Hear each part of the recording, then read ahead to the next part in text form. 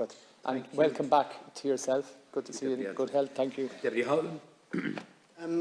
Thank you, Ceann Comhairle, and I think it's very important that we do discuss this matter, even if it's a very limited debate. There are very few issues, Ceann Comhairle, that actually unite most of this House, if not all of this House, but this is one of them. And I don't doubt the bona fides of Minister Coveney on this issue.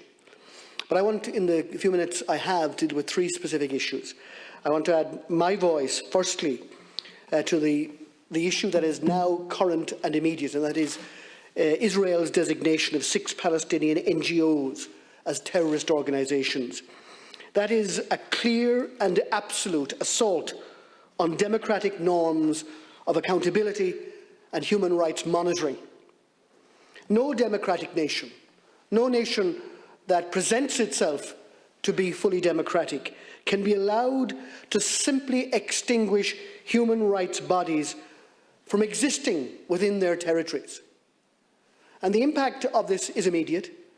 There is an immediate concern for all the people who have been working, sometimes for decades, in advocating human rights, in monitoring what is going on the ground in Israel and in the occupied territories, that they will be subject to arrest if they enter their own premises, if they access their own funding.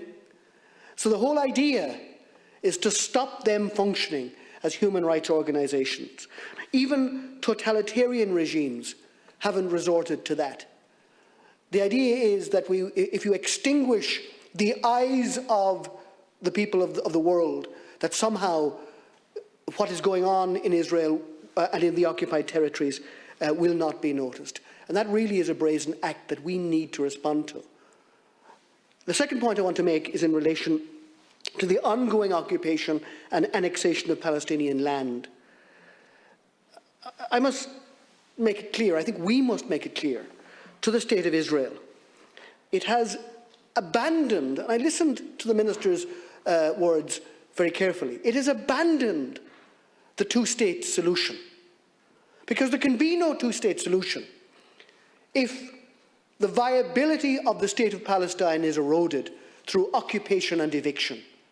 And that seems to be now the settled policy of now successive governments of Israel, to simply extinguish the possibility of what we've all hoped for, and that is the creation of 2 separate states, one for the people of Israel and one for the people of Palestine, both viable, with issues like the control of the city of Jerusalem to be determined as the capital of both.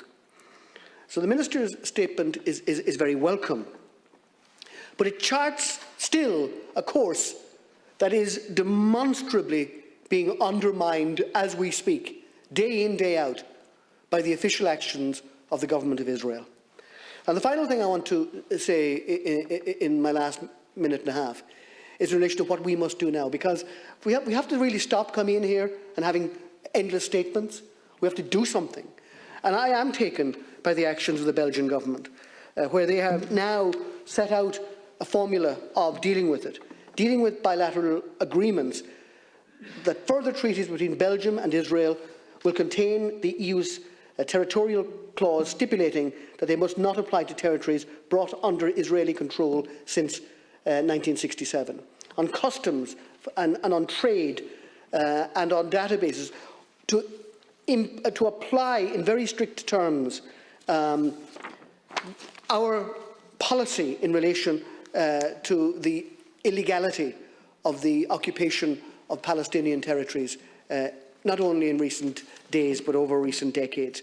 And I would hope that the Minister might come to the Joint Committee on Foreign Affairs and Defence with a strategy, setting out what specifically Ireland is going to do, but hopefully Ireland is going to lead in relation to both its position as a member of the UN Security Council, but also as, I think, an influential and important member of the EU Council. There is obviously dissenting voices within the EU Council in relation to Israel, we know that. But I think the moral case is so persuasive to be presented.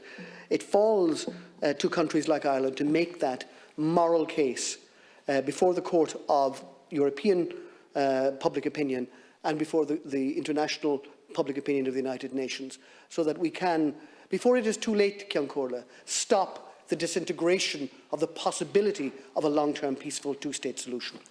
Thank you, Deputy Howland. Deputy O'Callaghan. Deputy Gannon. Oh, Deputy Gannon, yeah.